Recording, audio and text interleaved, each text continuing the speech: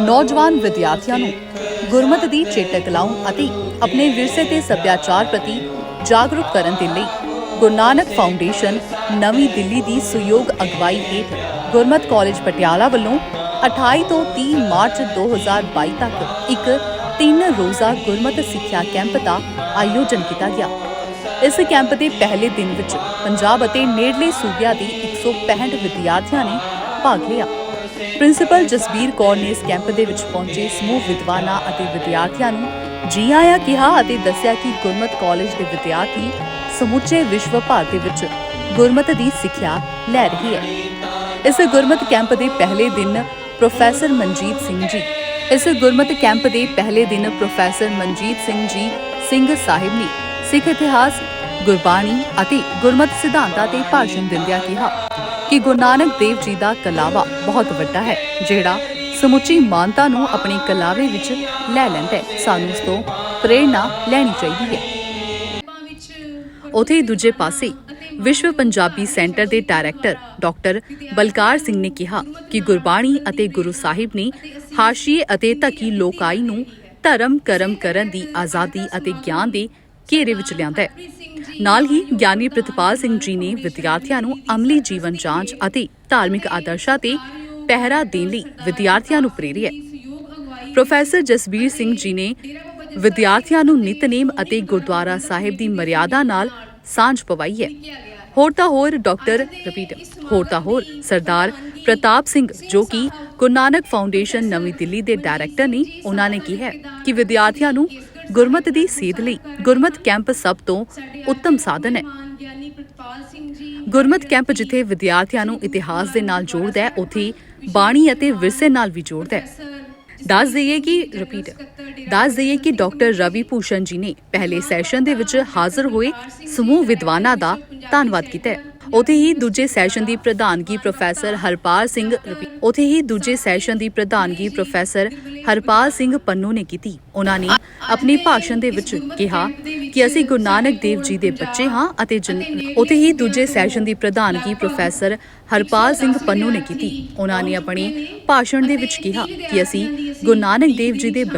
ਜਿਨ੍ਹਾਂ ਨੇ ਸਾਰੀ ਦੁਨੀਆ ਨੂੰ ਰਾਹੇ ਪਾਇਆ, ਅਸੀਂ ਕੁਰਾਹੇ ਕਿਉਂ ਪਏ ਹਾਂ। ਉਹਨਾਂ ਨੇ ਅੱਗੇ ਕਿਹਾ ਕਿ ਅਸੀਂ ਗੁਰੂ ਸਾਹਿਬ ਦੀ ਸਿੱਖਿਆ ਵਿਸਾਰੀ ਹੈ ਤਾਂ ਸਾਡਾ ਹਾਲ ਇਹ ਹੈ। ਅੱਜ ਦੇ ਇਸ ਗੁਰਮਤਿ ਕੈਂਪ ਦੇ ਵਿੱਚ ਸਾਡੇ ਕੋਲ ਪੰਜਾਬ ਅਤੇ ਨੇੜਲੇ ਸੂਬਿਆਂ ਤੋਂ ਲਗਭਗ 110 ਵਿਦਿਆਰਥੀ ਪਹੁੰਚ ਚੁੱਕੇ ਨੇ ਅਤੇ 30 ਵਿਦਿਆਰਥੀਆਂ ਦੀ ਅਸੀਂ ਉਡੀਕ ਦੇ ਵਿੱਚ ਹਾਂ। ਇਹਨਾਂ ਦੇ ਨਾਲ ਹੀ ਵਿਦਿਆਰਥੀਆਂ ਦੇ ਨਾਲ ਹੀ ਉਹਨਾਂ ਦੇ ਨਾਲ ਇੰਚਾਰਜ ਸਹਿਬਾਨ ਸਾਡੇ ਕੋਲ ਪਹੁੰਚੇ ਨੇ। ਮੈਂ ਮੈਡਮ ਨੂੰ ਬੇਨਤੀ ਕਰਦੀ ਹਾਂ ਕਿ ਪਹੁੰਚੇ ਹੋਏ ਮਹਿਮਾਨਾਂ ਦਾ, ਕੈਂਪਰਸ ਦਾ ਤੇ ਇੰਚਾਰਜ ਸਹਿਬਾਨ ਦਾ ਨੂੰ ਜੀ ਆਇਆਂ ਨਾਲ ਉਹਨਾਂ ਦਾ ਸਵਾਗਤ ਕਰਨ। Madam doctor Jasbir Kaur ji.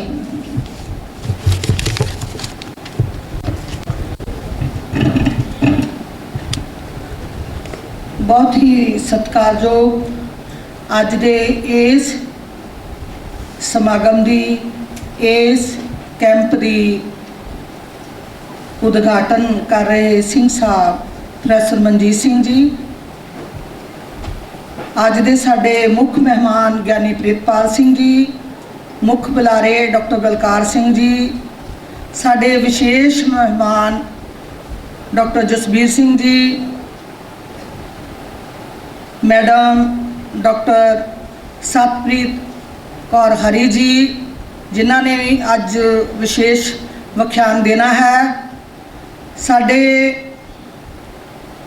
विच पहुंचे साडे अगले सैशन के विशेष मेहमान डॉक्टर इंद्रपाल सिंह जी, ते जिन्हों की अगवाई विच ये सारा ही असी समागम उलीकिया है। मेरी मुराद डायरैक्टर सरदार प्रताप सिंह जी। आओ सब तो पहला फतेह गजाइए। वाहिगुरू जी का खालसा, वाहिगुरू जी की फतेह। मैं ये दसना चाहती हाँ कि अज का ये जिहड़ा गुरमति सिक्ख्या कैंप गुरमति कालेज पटियाला वालों लगाया जा रहा है, सरदार इंद्रजीत सिंह जी की सोच ते पहरा दिंदिया होया गुरु नानक फाउंडेशन की अगवाई विच ਅਤੇ ਡੇਰਾ ਬਾਬਾ ਜੱਸਾ ਸਿੰਘ ਗੁਰਮਤ ਕਾਲਜ ਇਸ ਕੈਂਪ ਨੂੰ ਜਿਹੜੇ ਨੇ ਅਰੇਂਜ ਕੀਤਾ ਹੈ। ਡਾਕਟਰ ਜਸਬੀਰ ਸਿੰਘ ਜੀ ਦੀ ਉਚੇਰੀ ਅਗਵਾਈ ਜਿਹੜੀ ਸਾਡੇ ਨਾਲ ਚੱਲ ਰਹੀ ਹੈ ਔਰ ਡਾਕਟਰ ਪ੍ਰਤਾਪ ਸਿੰਘ ਜੀ ਸਾਨੂੰ ਦਿਸ਼ਾ ਨਿਰਦੇਸ਼ ਦੇ ਰਹੇ ਹਨ, ਸਾਡੀ ਹੌਸਲਾ ਅਫਜ਼ਾਈ ਕਰ ਰਹੇ ਨੇ ਤੇ ਇਹ ਕੈਂਪ ਜਿਹੜਾ ਅਸੀਂ ਅਰੇਂਜ ਕਰ ਚੁੱਕੇ ਹਾਂ। ਸੋ ਜਿੰਨੇ ਵੀ ਮਹਿਮਾਨ ਸਾਡੇ ਦੌਰਾਨ ਪਹੁੰਚੇ ਹਨ, ਅਧਿਆਪਕ ਪਹੁੰਚੇ ਹਨ, ਵਿਦਿਆਰਥੀ ਪਹੁੰਚੇ ਹਨ, ਉਹਨਾਂ ਨੇ 3 ਦਿਨ ਇਸ ਕੈਂਪ ਵਿੱਚ ਵੱਖ-ਵੱਖ ਯੂਨੀਵਰਸਿਟੀਆਂ ਤੋਂ ਔਰ ਹੋਰ ਸਾਡੇ ਜਿਹੜੇ ਅਧਿਆਪਕ ਸਬਾਨ ਪਹੁੰਚੇ ਹਨ ਉਹਨਾਂ ਦੇ ਵਿਚਾਰ ਜਿਹੜੇ ਨੇ ਸੁਣਨੇ ਹਨ। ਅਸੀਂ ਬੜੇ ਭਾਗਾਂ ਵਾਲੇ ਹਾਂ ਕਿ ਸਾਨੂੰ ਅੱਜ ਇਹਨਾਂ ਦੇ ਦਰਸ਼ਨ ਕਰਨੇ ਨਸੀਬ ਹੋਏ ਨੇ। ਮੈਂ ਇਹਨਾਂ ਨੂੰ ਬੇਨਤੀ ਕਰਦੀ ਹਾਂ ਕਿ ਉਹ ਆਣ ਕੇ ਸਾਨੂੰ ਸੰਬੋਧਿਤ ਹੋਣ। ਡਾਕਟਰ स्वामी सतप्रीत हरी जी, निर्मले विद्वान। आप वडभागी हो जो इन सारे विद्वाना दे दर्शन कर रहे हो। और एक प्रेरणा मैं सब तो पहले जरूर देंगी। उन्हें शब्द सुन रहे सी, आवो सिख सतगुर के प्यारियो, गावो सच्ची बाणी। इस सच्ची बाणी दा जो तुर्की बाणी आई तिन सगली चिंत मिटाई, इस सच्ची बाणी दा ओट ते आसरा ले लियो और जिंदगी विच कदी कोई मुश्किल आए तो बाणी ते बाणे दा लड़ ना छड्यो। मुश्किलां आउंदियां ने, दूर हो जांदियां ने। असी सारे एक लंबा सफर तय करके आए हाँ। कार स्कूटर अनेक प्रकार दी मुश्किलां आईयां, पर एक निश्चय कि पटियाला गुरमत समागम विच पहुंचना है, सो असी कामयाब हो गए। ठीक इस तरह मन विच एक निश्चय रखना कि गुरबाणी दे लड़ लगे हाँ तो बाणी दा फल की है। बाणी गुरु, गुरु है बाणी, विच बाणी अमृत सारी। बाणी नू गुरु मन्यो जिहड़ी गुरु नाल छू के आई है।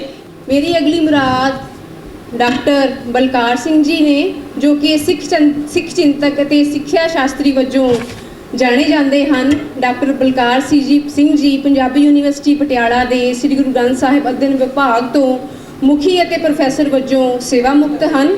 ਮੌਜੂਦਾ ਸਮੇਂ ਵਿੱਚ ਇਹ ਪੰਜਾਬੀ ਵਿਸ਼ਵ ਸੈਂਟਰ ਦੇ ਡਾਇਰੈਕਟਰ ਵਜੋਂ ਕਾਰਜਰਤ ਹਨ। ਅਸੀਂ ਸਾਰੇ ਗੁਰੂ ਸਾਹਿਬਾਨ ਦੇ ਚਰਨਾਂ ਦੇ ਸੇਵਕ ਹਾਂ। ਗੁਰੂ ਦੇ ਸਾਡੇ ਵਾਸਤੇ ਪਰਮਾਤਮਾ ਦਾ ਧਰਤੀ ਉੱਤੇ ਤੁਰਨਾ ਹੈ। ਅਸੀਂ ਉਹਦੇ ਅਹਿਸਾਸ ਵਿੱਚੋਂ ਲੰਘੇ ਹੋਏ ਹਾਂ। ਪਤਾ ਸਾਰਿਆਂ ਗੱਲ ਦਾ ਇਹਦਾ ਕਿ ਉਹਦੇ ਵਿੱਚ ਮੈਂ ਜਿਹੜੀ ਗੱਲ ਤੁਹਾਡੇ ਨਾਲ ਸਾਂਝੀ ਕਰਨਾ ਚਾਹਣਾ, ਇੱਥੋਂ ਸ਼ੁਰੂ ਕਰਨਾ ਚਾਹਣਾ ਕਿ ਮੇਰਾ ਹੁਣ ਇਸ ਉਮਰ ਜਾਣ ਕੇ ਇਹ ਵਿਸ਼ਵਾਸ ਹੋ ਗਿਆ ਕਿ ਜਦੋਂ ਇਹ ਭਰਮ ਪੈਦਾ ਹੋ ਜਾਏ ਕਿ ਹੋਰਨਾਂ ਨੂੰ ਸਾਡੇ ਤੋਂ ਸਿੱਖਣਾ ਚਾਹੀਦਾ ਹੈ। ਮੈਂ ਦੇਖੋ, ਹਾਲਾਂਕਿ ਅਸੀਂ ਕਹੇ ਅੱਜ ਇਹੀ ਹੈ ਕਿ ਸਾਡੇ ਕੋਲ ਸਿੱਖੋ, ਭੈਣ ਜੀ ਨੇ ਕਿਹਾ ਤੇ ਉਹ ਵੀ ਇਹੀ ਗੱਲ ਕਹਿ ਕੇ ਅਸੀਂ ਮੇਰੇ ਸਭਿਅਤਾ ਦੀ ਬੜੀ ਸੂਖਮ ਹੈ। ਉਹ ਮਤਲਬ ਉੱਥੇ ਪ੍ਰਗਿਆ ਵਗੈਰਾ ਦਾ ਜਦੋਂ ਜ਼ਿਕਰ ਆਉਂਦਾ ਥੋੜ੍ਹਾ ਤੁਹਾਨੂੰ ਔਖਾ ਲੱਗਦਾ ਹੋਣਾ, ਪਰ ਜਦੋਂ ਪਕੜੋਗੇ ਤਾਂ ਤੁਹਾਨੂੰ ਅਧਿਆਤਮਕ ਦਾ ਲੈ ਜਾਏਗਾ। ਧਰਮ ਜਿਹੜਾ ਹੈ ਉਹਨੂੰ ਅਧਿਆਤਮਕ ਦੀ ਦ੍ਰਿਸ਼ਟੀ ਤੋਂ ਦੇਖਣਾ ਹੀ ਨਿਰਮਲਿਆਂ ਨੇ ਕੀਤਾ ਸੀ। ਜੇ ਇਹ ਹੋਵੇ ਕਿ ਲੋਕ ਸਾਡੇ ਤੋਂ ਸਿੱਖਣ ਤੋਂ ਉਹਦੇ ਨਾਲ ਨੁਕਸਾਨ ਕੀ ਹੁੰਦਾ ਹੈ? ਨੁਕਸਾਨ ਹੁੰਦਾ ਹੈ ਕਿ ਅਸੀਂ ਦੂਜਿਆਂ ਤੋਂ ਸਿੱਖਣਾ ਛੱਡ ਦਿੰਦੇ ਹਾਂ। ਬੱਚਿਓ, ਇਹ ਕਦੇ ਭਰਮ ਵਿੱਚ ਨਹੀਂ ਆਉਣਾ ਕਿ ਸਾਡੇ ਤੋਂ ਕਿਸੇ ਨੇ ਸਿੱਖਣਾ।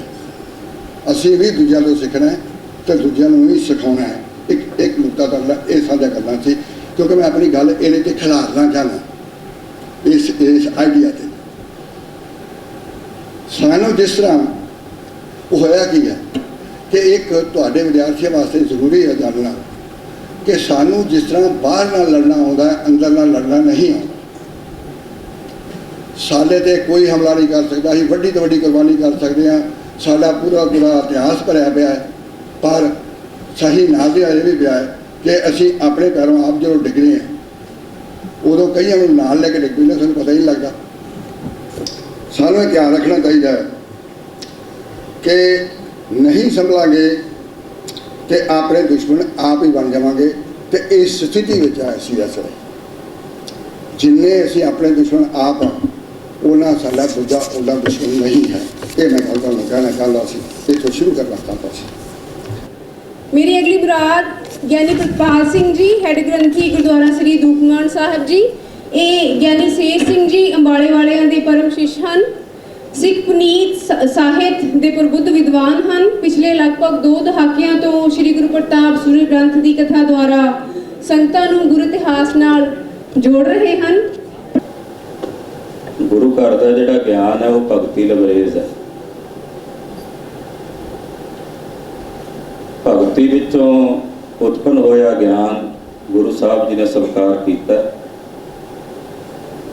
ਉਹਦਾ ਪ੍ਰਤੱਖ ਪ੍ਰਮਾਣ ਹੈ ਕਿ ਕਬੀਰ ਜੀ ਜੈਸੇ, ਰਵਿਦਾਸ ਜੀ ਜੈਸੇ ਮਹਾਂਪੁਰਸ਼ਾਂ ਦੀ ਬਾਣੀ ਨੂੰ ਸਤਿਗੁਰਾਂ ਨੇ ਆਪਣੀ ਬਾਣੀ ਦੇ ਨਾਲ ਦਰਜ ਕੀਤਾ ਸ੍ਰੀ ਗੁਰੂ ਗ੍ਰੰਥ ਸਾਹਿਬ ਜੀ ਦੀ ਬਾਣੀ ਵਿੱਚ। ਗਿਆਨ ਤੇ ਭਗਤੀ,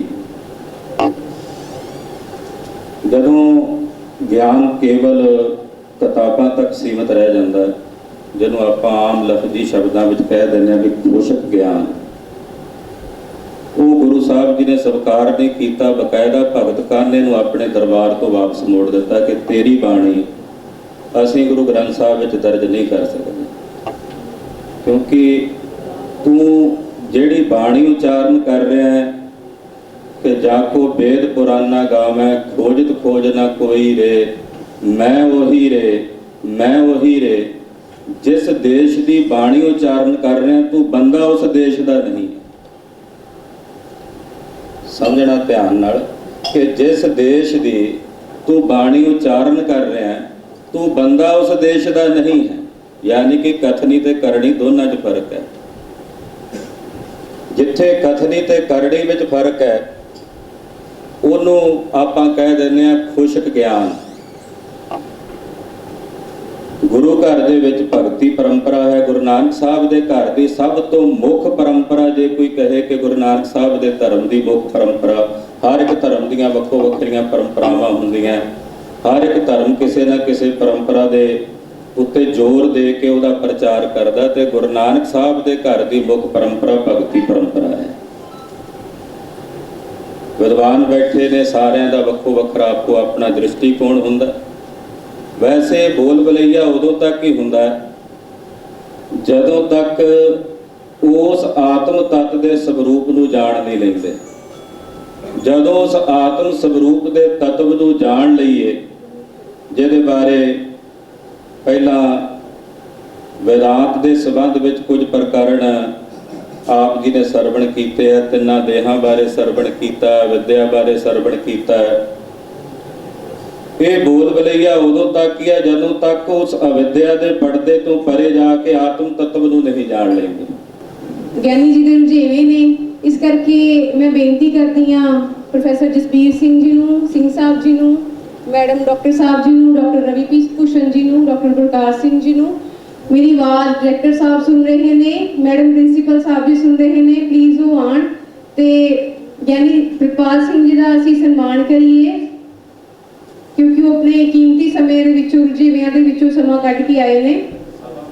ਕਿ ਇਸ ਕਾਲਜ ਦੇ ਵਿੱਚ ਪੜ੍ਹਾਉਂਦਿਆਂ ਹੋਇਆਂ ਜਿਹੜੇ ਵਿਦਿਆਰਥੀ ਇੱਥੇ ਪੜ੍ਹਦੇ ਰਹੇ, ਉਹਨਾਂ ਦੇ ਵਿੱਚੋਂ ਬਹੁਤ ਸਾਰੇ ਵਿਦਿਆਰਥੀ ਇਸ ਵੇਲੇ ਕਾਲਜਾਂ ਵਿੱਚ ਟੀਚਰ ਹਨ, ਪੜ੍ਹਾ ਰਹੇ ਹਨ। ਭਾਵੇਂ ਸਾਰੇ ਉੱਥੇ ਗੁਰਮਤਿ ਦੀ ਕਲਾਸ ਨਹੀਂ ਲੈਂਦੇ, ਲੇਕਿਨ ਉਹ ਇੱਥੋਂ ਐਸੀ ਉਹਨਾਂ ਨੂੰ ਰੰਗਣ ਚੜ੍ਹੀ ਹੋਈ ਹੈ ਗੁਰਮਤਿ ਕਿ ਉਹ ਜਿਹੜੀ ਜੇ ਕੋਈ ਪੰਜਾਬੀ ਦਾ ਪ੍ਰੋਫੈਸਰ ਹੈ, ਪੰਜਾਬੀ ਪੜ੍ਹਾਉਂਦਿਆਂ ਹੋਇਆਂ ਵੀ ਨਾਲ ਗੁਰਮਤਿ ਪੜ੍ਹਾਈ ਜਾ ਰਿਹਾ, ਉਹਦਾ ਅਸਰ ਹੈ ਬੱਚਿਆਂ ਦੇ ਉੱਤੇ। ਇਹ ਇੱਥੇ ਗਿਆਨ ਹੈ, ਸਵੇਰੇ ਤੇ ਸ਼ਾਮ ਗੁਰਦੁਆਰੇ ਸਾਹਿਬ ਵਿੱਚ ਭਗਤੀ ਹੈ। ਇਹ ਭਗਤੀ ਅਤੇ ਗਿਆਨ ਦਾ ਸੁਮੇਲ ਬਣਾਇਆ ਹੈ ਸੰਤ ਗੁਰਮੁਖ ਸਿੰਘ ਜੀ ਨੇ। ਇਸੇ ਤਰੀਕੇ ਦੇ ਨਾਲ ਇਹ ਹੁਣ ਤੱਕ ਚੱਲ ਰਿਹਾ ਹੈ। ਔਰ ਮੈਨੂੰ ਉਮੀਦ ਹੈ ਮੈਂ ਬੱਚੇ ਜਿਹੜੇ ਆਪਣੇ ਹਰਜੀਤ ਸਿੰਘ ਜੀ, ਵਿਭਾਸ਼ਪ੍ਰੀਤ ਕੌਰ ਜੀ ਜੋ ਇੱਥੇ ਲੱਗੇ ਪ੍ਰੋਫੈਸਰ ਲੱਗੇ ਹੋਏ ਹਨ, ਮੈਂ ਇਹਨਾਂ ਨੂੰ ਵੀ ਪ੍ਰੇਰਨਾ ਕਰਦਾ ਰਹਿੰਦਾ ਹਾਂ ਕਿ ਬੱਚਿਓ, ਜੇ ਤਰੱਕੀ ਕਰਨੀ ਹੈ ਨਾ ਤਾਂ ਇੱਕੋ ਇੱਕ ਤਰੀਕਾ ਹੈ ਕਿ ਜੋ ਕੁਝ ਬੱਚਿਆਂ ਨੂੰ ਸਿਖਾਉਣਾ ਹੈ ਪਹਿਲਾਂ ਆਪ ਕਰੋ।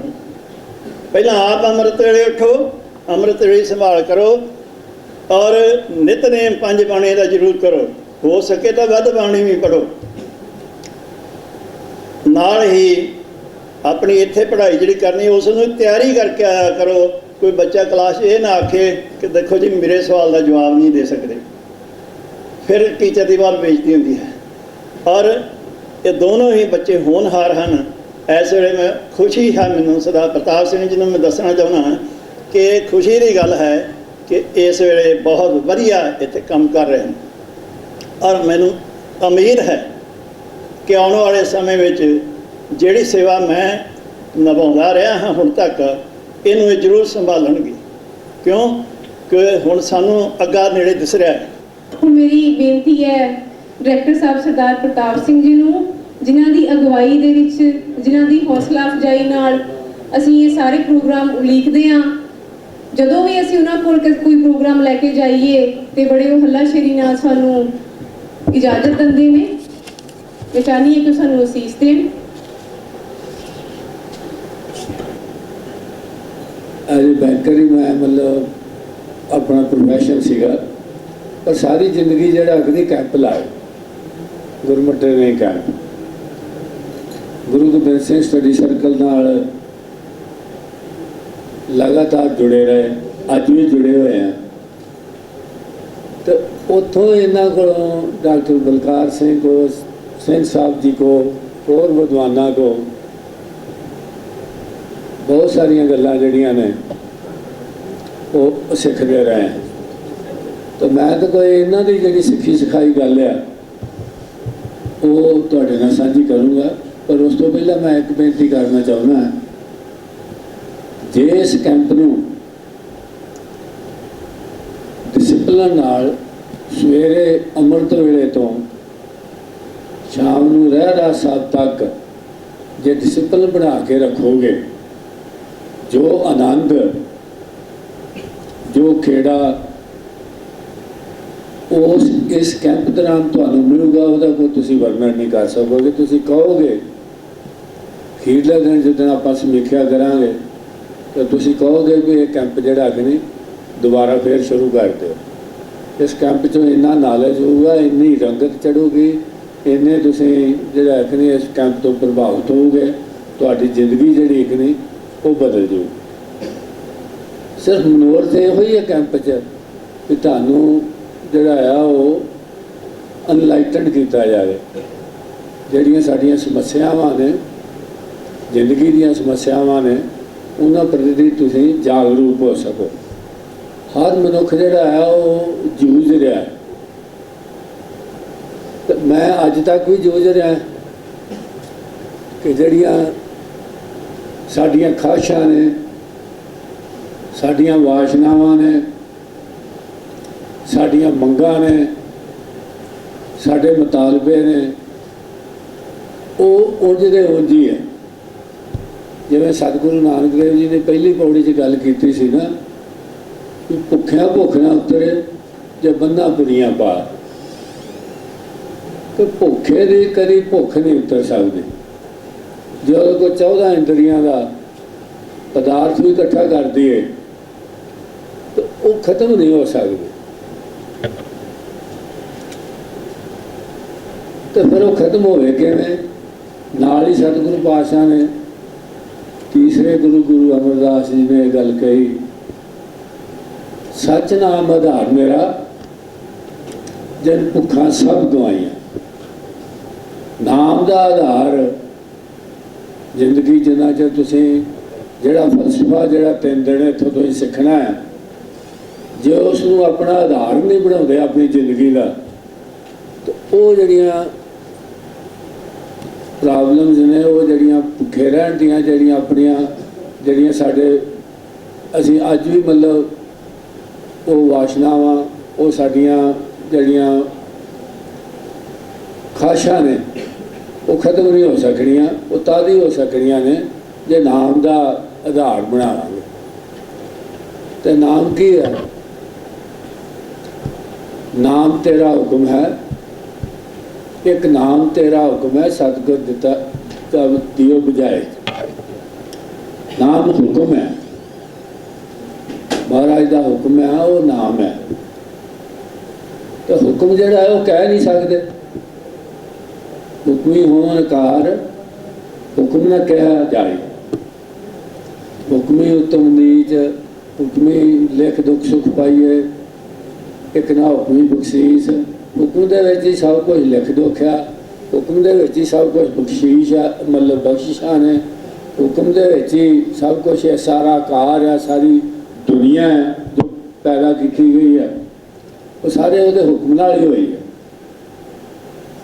तो पर हुक्म नूं दस नहीं सकते, बोल नहीं सकते, कह नहीं सकते। ये बहुत सारिया जड़ियाँ ने वड्डियां बुझारतां ने। ये हुक्म नूं समझा, हुक्म जिहड़ा वो टालिया। नाले भी गल है कि हुक्म टालिया, ये बदल नहीं सकता हुक्म, वो इदां ही रहना। तो मैं थोड़े दिन होए मेरी अख का ऑपरेशन सीगा, तो ऑपरेशन करदे वो जो लेंस पाया ना, वो लेंस जो अंदर पाया तो जो खुलिया तो उन्हें वो घसर गया, तो मेरी ब्लीडिंग शुरू हो गई अख के अंदर। तो मैनू दिखना हट गया बिल्कुल। तो मेरे पट्टी बंद थे उन्होंने। अगले दिन मैनू कहते भी कोई नहीं, वो मैनू डॉक्टर ने बहुत दिलासा दिता, बहुत बारी मेरे तो सॉरी फील किया। मैं जानबूझ के नहीं किया, तो कुदरती हज़ारां केसां च किते एक बारी हो जाता। 10-12 दिनों की गल है। तो मैं उन्होंने मैं कोई गल नहीं जी, मैं एक अख नाल गुजारा कर लूँगा, ना आऊगी नज़र, तुम इदा ना चिंता करो, जो है महाराज का हुक्म है, कोई गल नहीं। उन्हें मैंने फिर एक गल दसी कि होया कि मैं होया कि है मेरे। वो कहते जो तेरे अंदर अख के अंदर फ्लूइड है।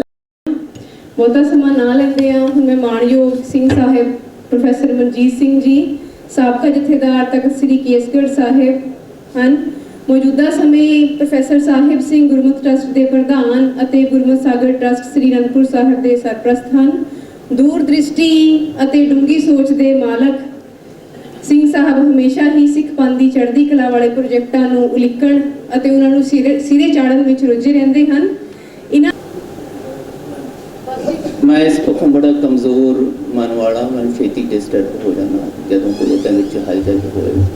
मैनूं लगता हुंदा है कि जिन्ना चिर तक एकाग्रता नहीं है सुनन दे विच ते सुनन वालियां च, ना तो आपस में तालमेल बन सकता, तो जिसनों असीं सुनना चाहुंदे आ उहदे नाल भी तालमेल नहीं बनता। सिर्फ वो गल्लां तक ही सीमित रह जाते। तो महाराज इसे करके कहते हैं, मैं देखदा अपने सिख कहाउण वाले जिहड़े मेरे कोल भी चल के आउंदे है, उन्हां दे जिंदगी दे विच खड़ोत है, स्टैगनेशन है, नहीं है कुछ भी। जिहड़ी मैं गल महाराज कहंदे समझाउणी चाहुंदा ना कि मेरे कोल आके अगाहां कू तरांग पिछां फेरना मोढड़ा, नानक सिज एवे हवा बौड़ ना होगी जन्मड़ा। ये कैंप पता नहीं जसवीर कौर होरां ने कहा करोना करके 2 साल हो गए नहीं लगे, उस तो पहला कुछ होर अगों हालात की जे ये मौका मिले है। तो मारे कहते नानक सिज वे हवा, जिंदगी भी एक मौका है, तो इत्थे मिल बैठना भी साडा एक मौका है। तो ये मौका केवल मेला बन के ना रह जाए, ये जोड़ मेला हो सके, टुटिया होयां नूं जोड़न दा ये सुभाग अवसर बन सके। डॉक्टर बलकार सिंह होरां तो पहला बहुत सत्कारित डॉक्टर सरप्रीत हरी जी ने बड़ी सोहनी गल आखी भई इत्थे मिल बैठण दे लई असीं गुरबाणी नाल जुड़न दी चिंता लैके आए हैं। मैं नहीं पता किस भाव च आखी, पर मैनूं इन्हां दी इस गल दा ये भाव लग्या कि चिंता नहीं चेतनता, चेतनता लैके गुरु साहब ने देखिए सानू कि असी चिंतित हाँ, मनुख के रूप में असी चिंतित हाँ, फिक्रमंद हाँ, सहमे हुए डरे हुए, फिक्रां विच दुखां तकलीफां विच घिरे हुए, दुश्वारियां दे झंबे हुए असी बेचैन हाँ। पर महाराज कहते जे मेरे कोल चल के आए हो तो मैं चाहना कि तुसी चिंतित ना रहो, पर वो चिंतित ना रहन दी अवस्था उदों प्राप्त होनी जदों चेतन होवोगे। चेतनता ही ਚਿੰਤਾ ਨੂੰ ਨਿਵਰਤ ਕਰਨ ਦਾ ਮੁੱਖ ਆਧਾਰ ਤੇ ਸਾਧਨ ਹੈ। ਤੋ ਚੇਤਨਤਾ ਹੀ ਗੁਰੂ ਸਾਹਿਬ ਕਹਿੰਦੇ ਮੈਂ ਤੁਹਾਡੇ ਕੋਲੋਂ ਚਾਹੁੰਦਾ ਹੋ ਸਾਵਧਾਨ ਆਪਣੇ ਗੁਰ ਸੁਣ। ਸਾਵਧਾਨਤਾ ਜਿਹੜੀ ਹੈ, ਕਨਸਟੈਂਟ ਅਵੇਅਰਨੈਸ ਜਿਹੜੀ ਹੈ, ਲਗਾਤਾਰ ਜਾਗਰਤ ਅਵਸਥਾ ਜਿਹੜੀ ਹੈ, ਮੈਂ ਆਪਣੇ ਸਿੱਖ ਕੋਲੋਂ ਮੰਗ ਕਰਦਾ। ਤੋ ਉਹ ਚੇਤਨਤਾ ਲੈ ਕੇ ਡਾਕਟਰ ਸੁਖਪ੍ਰੀਤ ਹਰੀ ਜੀ ਦੱਸ ਰਹੇ ਸੀ ਕਿ ਜੇ ਚੱਲਾਂਗੇ ਤਾਂ ਸਾਡਾ ਜਿਹੜਾ ਕੁਦਰਤੀ ਜੀਵਨ ਹੈ, ਤੁਸੀਂ ਸਾਰੇ ਬੈਠੇ ਹੋ, ਮੈਂ ਮਹਿੰਗੀਆਂ ਗੱਲਾਂ ਨਹੀਂ ਤੁਹਾਡੇ ਨਾਲ ਕਰਨੀਆਂ ਚਾਹੁੰਦਾ, ਕਿਉਂਕਿ ਤੁਹਾਡਾ ਅਜੇ ਸ਼ੁਰੂਆਤ ਹੈ ਗੁਰਮਤਿ ਗਿਆਨ ਵਾਲੇ ਪਾਸੇ ਤੋਂ। ਅਜੇ ਤੁਸੀਂ ਦੁਨੀਆ ਦੇ ਰੰਗ ਤਮਾਸ਼ਿਆਂ ਵਿੱਚੋਂ, ਦੁਨੀਆ ਦੇ ਰਸਾਂ ਕਸਾਂ ਵਿੱਚੋਂ, ਦੁਨੀਆ ਦੀਆਂ ਦੁਨਿਆਵੀ ਖੁਸ਼ੀਆਂ ਜਿਹੜੀਆਂ ਤੁਹਾਡੇ ਦੋਸਤਾਂ ਮਿੱਤਰਾਂ ਸਹੇਲੀਆਂ ਨਾਲ ਬੈਠ ਕੇ ਤੁਸੀਂ ਮਾਣਦੇ ਆ ਰਹੇ ਹੋ, ਘਰ ਦੇ ਜੀਆਂ ਨਾਲ ਮਾਣਦੇ ਆ ਰਹੇ ਹੋ, ਉੱਥੇ ਤੱਕ ਅਜੇ ਜਿਹੜੀਆਂ ਉਹ ਸਾਹਿਬ ਪ੍ਰਤਾਪ ਸਿੰਘ ਹੋਰੀ ਮਹਿੰਗੀਆਂ ਗੱਲਾਂ ਕਰ ਕੇ ਗਏ ਹੈ ਕਿ ਹੁਕਮ ਕੀ ਹੈ ਤੇ ਉਹ ਵਗੈਰਾ, ਇਹ ਸਾਰਾ ਕੁਝ ਜਿਹੜਾ ਹੈ ਨਾ, ਉਹ ਅਗਲਾ ਪੜਾਅ ਹੈ। ਪਹਿਲਾ ਪੜਾਅ ਤੇ ਮੇਰੀ ਜ਼ਿੰਦਗੀ ਦਾ ਇਹ ਹੈ ਕਿ ਮੇਰੀਆਂ ਕੁਝ ਸੰਸਾਰਿਕ ਤੌਰ ਤੇ ਮੰਗਾਂ ਨੇ, ਮੇਰੀਆਂ ਸੰਸਾਰਿਕ ਤੌਰ ਤੇ ਕੁਝ ਇੱਛਾਵਾਂ ਨੇ। ਤੁਸੀਂ ਵਿਦਿਆਰਥੀ ਹੋ, ਮੈਂ ਵੀ ਵਿਦਿਆਰਥੀ ਜੀਵਨ ਵਿੱਚੋਂ ਨਿਕਲ ਕੇ ਆਇਆ। ਮੈਂ ਇਹੋ ਜਿਹੀ ਵਿੱਦਿਆ ਹਾਸਲ ਕਰ ਲਾਂ ਜਿਹਦੇ ਨਾਲ ਮੈਨੂੰ ਡਿਗਰੀ ਇਹੋ ਜਿਹੀ ਮਿਲ ਜਾਵੇ, ਜਿਹੜੀ ਡਿਗਰੀ ਮੇਰੇ ਰੋਜ਼ੀ ਰੋਟੀ ਦੇ ਕੰਮ ਆਵੇ, ਜਿਹੜੀ ਡਿਗਰੀ ਜਿਹੜੀ ਪੜ੍ਹਾਈ ਦੇ ਵਿੱਚੋਂ ਮਿਲੀ ਹੋਈ ਉਹ ਸਨਦ ਹੈ, ਉਹ ਮੇਰੇ ਪਰਿਵਾਰ ਦਾ ਮਾਣ ਤਾਣ ਵਧਾਵੇ, ਮੇਰਾ ਮਾਣ ਤਾਣ ਵਧਾਵੇ, ਦੁਨੀਆ ਦੇ ਵਿੱਚ ਮੈਨੂੰ ਰੋਜ਼ੀ ਰੋਟੀ ਵੀ ਵਧੀਆ ਮਿਲ ਜਾਵੇ, ਮਾਣ ਤਾਣ ਵੀ ਮਿਲੇ, ਸੁੱਖ ਸਾਧਨ ਵੀ ਮਿਲਣ ਤੇ ਮੇਰੀ ਚਰਚਾ ਵੀ ਹੋਵੇ। ਇਹ ਮੇਰੀਆਂ ਮੁੱਢਲੀਆਂ ਮੰਗਾਂ ਨੇ ਸੰਸਾਰਿਕ ਤੌਰ ਤੇ, ਮਨੁੱਖ ਦੇ ਤੌਰ ਤੇ। ਤੇ ਇਹਨਾਂ ਮੰਗਾਂ ਤੋਂ ਨਾ ਗੁਰੂ ਸਾਹਿਬ ਨੇ ਇਨਕਾਰ ਕੀਤਾ, ਨਾ ਕਿਸੇ ਹੋਰ ਦੁਨੀਆ ਦੇ ਮਹਾਂਪੁਰਸ਼ ਨੇ ਇਨਕਾਰ ਕੀਤਾ। ਮਹਾਰਾਜ ਕਹਿੰਦੇ ਮੈਂ ਤੁਹਾਡੀਆਂ ਇਹਨਾਂ ਮੰਗਾਂ ਦੇ ਉੱਤੇ ਹੀ ਤੁਹਾਡੇ ਨਾਲ ਗੱਲ ਕਰਨੀ ਚਾਹੁੰਦਾ। ਮਤ ਭੱਜੋ ਇਹਨਾਂ ਮੰਗਾਂ ਤੋਂ, ਮਤ ਭੱਜੋ ਇਹਨਾਂ ਇੱਛਾਵਾਂ ਤੋਂ। ਇੱਦਾਂ ਤੁਸੀਂ ਦੰਭੀ ਹੋ ਜਾਓਗੇ, ਪਖੰਡੀ ਹੋ ਜਾਓਗੇ। ਤੇ ਮੈਂ ਤੁਹਾਨੂੰ ਦੰਭੀ ਪਖੰਡੀ ਨਹੀਂ ਬਣਾਉਣਾ। ਮੈਂ ਤੁਹਾਨੂੰ ਤੁਹਾਡੀਆਂ ਹੀ ਇਹਨਾਂ ਮੰਗਾਂ ਤੋਂ ਜਾਣੂ ਕਰਾ ਕੇ ਸਿਰਫ ਇੱਕ ਗੱਲ ਕਹਿਣੀ ਚਾਹੁੰਦਾ ਕਿ ਜਦੋਂ ਤੁਹਾਡੇ ਅੰਦਰ ਇਹ ਇੱਛਾਵਾਂ ਉੱਠਣ, ਇਹ ਮੰਗਾਂ ਉੱਠਣ, ਤਾਂ ਆਪਣੀ ਸਮਝ ਸਮਰੱਥਾ ਨਾਲ ਜਦੋਂ ਤੁਸੀਂ ਇਹਨਾਂ ਮੰਗਾਂ ਦੀ ਪੂਰਤੀ ਲਈ ਯਤਨਸ਼ੀਲ ਹੋਵੋ ਤੇ ਤੁਹਾਨੂੰ ਲੱਗੇ ਕਿ ਇਸ ਤਰ੍ਹਾਂ ਨਹੀਂ ਹੋ ਰਿਹਾ, ਮੇਰੀ ਸਮਝ ਸਮਰੱਥਾ ਨਾਲ ਉਹ ਮਨ ਚਿੰਦੇ ਨਤੀਜੇ ਨਹੀਂ ਨਿਕਲ ਰਹੇ, ਤੇ ਫਿਰ ਮੇਰੇ ਕੋਲ ਚੱਲ ਕੇ ਆਇਓ। ਮੈਂ ਹੁਣ ਬੇਨਤੀ ਕਰਦੀ ਹਾਂ ਡਾਕਟਰ ਰਵੀ ਭੂਸ਼ਣ ਜੀ ਨੂੰ, ਮੈਂਬਰ ਗਵਰਨਿੰਗ ਬੋਡੀ ਗੁਰਮਤਿ ਕਾਲਜ ਪਟਿਆਲਾ, ਕਿ ਉਹ ਸਾਰੇ ਮਹਿਮਾਨਾਂ ਦਾ ਧੰਨਵਾਦ ਕਰਨ। ਡਾਕਟਰ ਮੈਂ ਆਪਦੇ ਆਪ ਨੂੰ ਬਹੁਤ ਖੁਸ਼ਕਿਸਮਤ ਸਮਝਦਾ ਹਾਂ ਕਿ ਅੱਜ ਤੁਹਾਡੇ ਸਾਰਿਆਂ ਦੇ ਦਰਸ਼ਨ ਕਰ ਸਕੇ ਹਾਂ। ਸਿੰਘ ਸਾਹਿਬ ਦੇ ਵਿਚਾਰ ਸੁਣ ਰਹੇ ਸੀ ਤਾਂ ਇਉਂ ਲੱਗਦਾ ਸੀ ਕਿ ਕੋਈ ਸੰਗੀਤ ਵਹਿ ਰਿਹਾ ਹੈ, ਤੇ ਸੰਗੀਤਮਈ ਵਿਚਾਰ ਸੁਣਦੇ ਹੋਏ ਉਸ ਤੋਂ ਬਾਅਦ ਕੁਝ ਗੱਲ ਬੋਲਣੀ ਕੋਈ ਨਹੀਂ ਸੰਭਵ ਨਹੀਂ ਹੁੰਦੀ। ਫਿਰ ਵੀ ਮੇਰੀ ਡਿਊਟੀ ਲੱਗੀ ਹੈ ਧੰਨਵਾਦ ਕਰਨ ਦੀ। ਮੈਂ ਇੱਕ ਗੱਲ ਹੋਰ ਮਾਣ ਨਾਲ ਤੁਹਾਡੇ ਨਾਲ ਸਾਂਝੀ ਕਰਨੀ ਚਾਹੁੰਦਾ ਹਾਂ ਕਿ ਜਿਹੜੇ ਕੈਂਪਾਂ ਦਾ ਥੋੜ੍ਹਾ ਜਿਹਾ ਵੇਰਵਾ ਪ੍ਰਤਾਪ ਸਿੰਘ ਨੇ ਦਿੱਤਾ ਹੈ, ਗੁਰੂ ਗੋਬਿੰਦ ਸਿੰਘ ਸਟੱਡੀ ਸਰਕਲ ਵੱਲੋਂ ਲਗਾਏ ਜਾਂਦੇ ਕੈਂਪ, ਅਨੇਕਾਂ ਹੀ ਕੈਂਪ ਲਗਾਉਣ ਦਾ ਮੈਨੂੰ ਵੀ ਸੁਭਾਗ ਪ੍ਰਾਪਤ ਹੋਇਆ ਹੈ। 1972 ਤੋਂ ਕਾਰਜਸ਼ੀਲ ਸੰਸਥਾ, ਤੁਸੀਂ ਸ਼ਾਇਦ ਸਾਰਿਆਂ ਨੇ ਸੁਣੀ ਹੋਵੇਗੀ, Guru Gobind Singh study circle, head office Ludhiana, ਤੇ ਉਹ ਕੈਂਪਾਂ ਦੇ ਵਿੱਚ ਬਹੁਤ ਕੁਝ ਸਿੱਖਣ ਨੂੰ ਮਿਲਦਾ। ਪਹਿਲੀ ਗੱਲ ਤਾਂ ਜਿਹੜੀ ਪ੍ਰਤਾਪ ਸਿੰਘ ਨੇ ਕਹੀ ਕਿ ਕੈਂਪ ਜੋ 3 ਦਿਨ ਤੁਸੀਂ ਲਗਾ ਲਓਗੇ ਤਾਂ ਤੀਸਰੇ ਦਿਨ ਤੁਹਾਨੂੰ ਇੰਨਾ ਆਨੰਦ ਆਉਣ ਲੱਗ ਜਾਏਗਾ ਕਿ ਤੁਹਾਡਾ ਘਰਾਂ ਨੂੰ ਜਾਣ ਨੂੰ ਦਿਲ ਨਹੀਂ ਕਰੇਗਾ, ਤੇ ਤੁਸੀਂ ਕਹੋਗੇ 1-2 ਦਿਨ ਦਾ ਕੈਂਪ ਹੋਰ ਵੱਧ ਜਾਏ।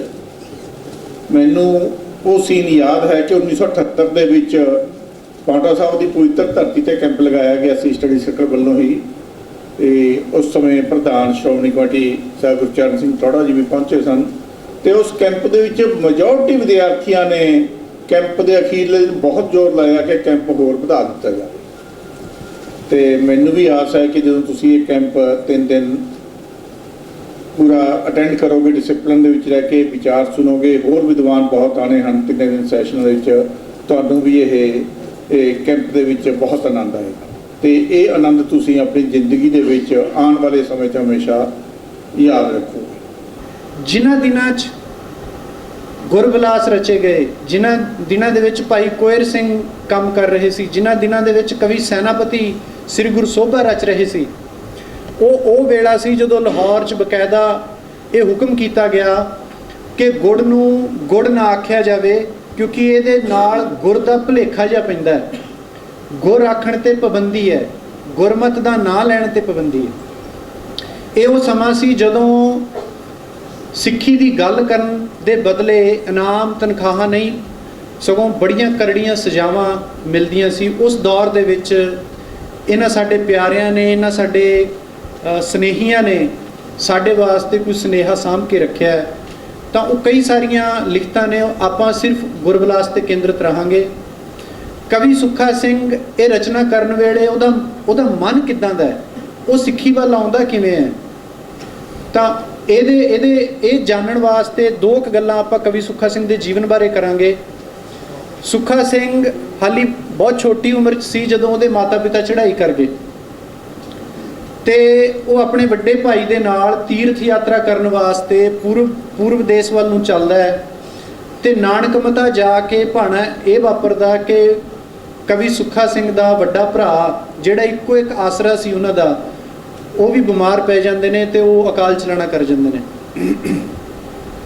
ਅਖੀਰਲੇ ਵੇਲੇ ਕਵੀ ਸੁੱਖਾ ਸਿੰਘ ਨੇ ਆਪ ਲਿਖਿਆ ਗੁਰਬਿਲਾਸ 'ਚ, ਕਹਿੰਦੇ ਸ਼ਾਂਤ ਸਮੈ ਜਬ ਪੁੱਛਿਓ ਕਹੋ ਪਿਆਰੇ ਗੱਲ, ਗਵਨ ਕਰੋ ਪਰਲੋਕ ਤੁਮ ਹਮ ਪਕੜੈ ਕਿਹ ਪਲ। ਕਹਿੰਦੇ ਜੀ ਤੁਸੀਂ ਮੇਰਾ ਆਖਰੀ ਆਸਰਾ ਸੀ, ਤੁਸੀਂ ਵੀ ਚੱਲੇ ਹੋ, ਤੇ ਹੁਣ ਮੈਂ ਪੱਲਾ ਕਿਹਦਾ ਫੜਾਂ। ਤਾਂ ਫਿਰ ਉਹਨਾਂ ਭਾਈ ਨੇ ਜਿਹੜਾ ਜਵਾਬ ਦਿੱਤਾ ਸੁੱਖਾ ਸਿੰਘ ਨੇ, ਉਹ ਵੀ ਦਰਜ ਕੀਤਾ ਹੈ। ਬੰਦ ਕਹਾ ਗੁਰੂ ਕੋ ਬਹੁ ਪਲ, ਕਹਿੰਦੇ ਮੇਰੇ ਭਾਈ ਨੇ ਕਿਹਾ ਕਿ ਗੁਰੂ ਦਾ ਪੱਲਾ ਫੜ। ਬੰਦ ਕਹਾ ਗੁਰੂ ਕੋ ਬਹੁ ਪਲ, ਇਤ ਉਤ ਜਾ ਕੋ ਹੁਕਮ ਅਚਲ। ਇਹ ਆਪਣੇ ਵੀਰ ਦਾ ਹੁਕਮ ਮੰਨ ਕੇ ਸਾਡਾ ਸ਼ਾਇਰ ਕਵੀ ਸੁੱਖਾ ਸਿੰਘ ਨਾਨਕਮਤੇ ਤੋਂ ਪਟਨਾ ਸਾਹਿਬ ਗਿਆ। ਪਟਨਾ ਸਾਹਿਬ 11 ਮਹੀਨੇ ਰਿਹਾ, ਉੱਥੋਂ ਸੰਥਿਆ ਲਈ, ਸੇਵਾ ਕੀਤੀ, ਲੰਗਰ ਦੀ, ਭਾਂਡਿਆਂ ਦੀ, ਸੰਗਤ ਦੀ।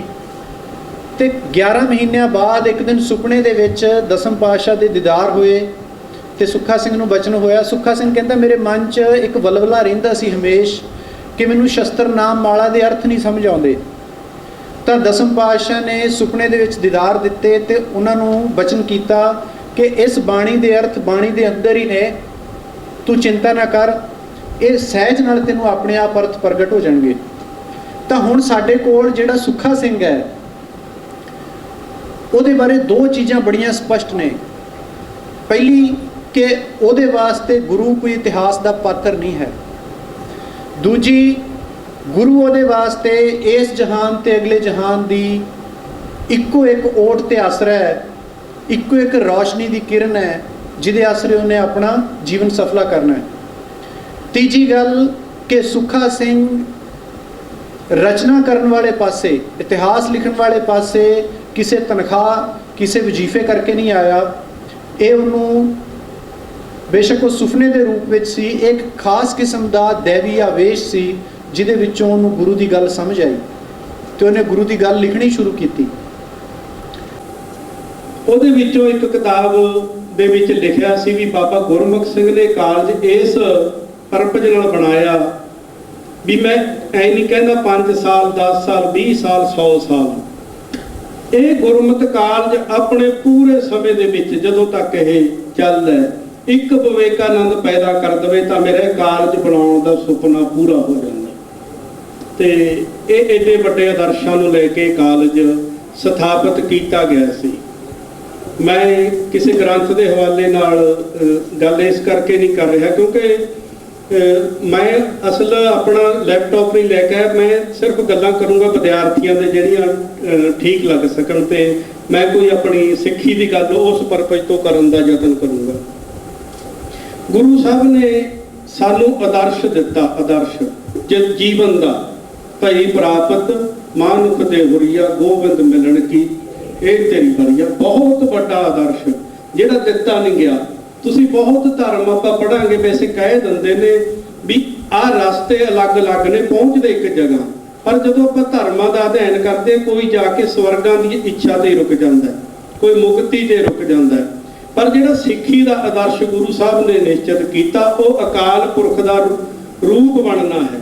ਬੂੰਦ ਤੋਂ ਬੂੰਦ ਨੇ ਸਮੁੰਦਰ ਦੇ ਵਿੱਚ ਲੀਨ ਹੋਣਾ, ਬਹੁਤ ਵੱਡਾ ਆਦਰਸ਼ ਸਾਨੂੰ ਸਾਡੇ ਗੁਰੂ ਸਾਹਿਬਾਨ ਨੇ ਦਿੱਤਾ ਤੇ ਇਹਦੇ ਵਾਸਤੇ ਸਾਨੂੰ ਸੌਖਾ ਸਾਧਨ ਦੱਸਿਆ ਨਾ ਤਪੱਸਿਆਵਾਂ ਜਿਹਨਾਂ ਨੂੰ ਸੁਖਮਨੀ ਸਾਹਿਬ ਦੇ ਵਿੱਚ ਪੰਜਵੇਂ ਪਾਤਸ਼ਾਹ ਨੇ ਖਾਸ ਕਰਕੇ ਵੀ ਇਹਨਾਂ ਦਾ ਕੋਈ ਲਾਭ ਨਹੀਂ, ਚਾਹੇ ਕੁਝ ਵੀ ਕਰ ਲਓ, ਇਹ ਤੁਹਾਨੂੰ ਉਸ ਲਕਸ਼ ਤੇ ਨਹੀਂ ਲੈ ਕੇ ਜਾ ਸਕਦੀਆਂ ਜਦ ਤੱਕ ਤੁਸੀਂ ਆਪਣੇ ਗੁਰੂ ਦੀ ਹਦਾਇਤ ਦੇ ਅੰਦਰ ਉਹਦੇ ਹੁਕਮ ਦੇ ਵਿੱਚ ਨਹੀਂ ਆਉਂਦੇ। ਜਿਵੇਂ ਭਾਈ ਗੁਰਦਾਸ ਜੀ ਕਹਿੰਦੇ ਨੇ, ਮੁਰਦਾ ਹੋਏ ਮੁਰੀਦ ਗੁਰ ਗੌਰ ਸਮਾਵੇ।